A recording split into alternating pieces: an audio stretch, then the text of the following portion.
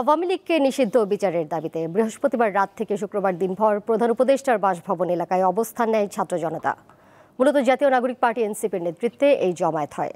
সেখান থেকে শাহবাগ অবরোধ কর্মসূচি ঘোষণা করা হয়।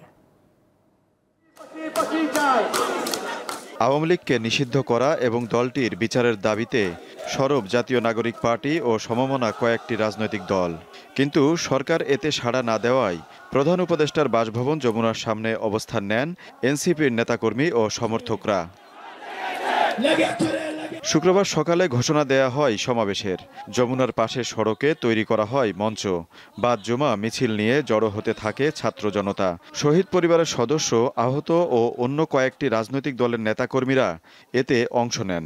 আওয়ামী লীগের দোসর রয়েছে, আওয়ামী লীগের দালাল রয়েছে, তাদেরকে পরিষ্কার করতে হবে। জুলাই বিপ্লবের স্বরূপ ঘোষণা করে না হবে, শাহবাগ আমরা অবরোধ করে রাখবো।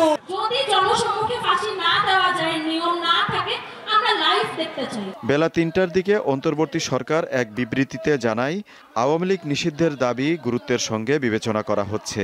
রাজনৈতিক দলগুলোর সঙ্গে আলোচনা করে দ্রুত সিদ্ধান্ত নেওয়া হবে। সে পর্যন্ত সবাইকে ধৈর্য ধরার আহ্বান জানানো হয়। সরকারের বিবৃতির পর সমাবেশে বক্তব্য রাখেন এনসিপির কেন্দ্রীয় নেতা হাসনাত আব্দুল্লাহ। তিনি আন্দোলন চালিয়ে যাওয়ার ঘোষণা দেন।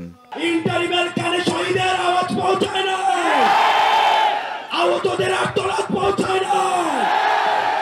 আমরা এখান থেকে এখন গিয়ে শাহবাগ অবরোধ করব।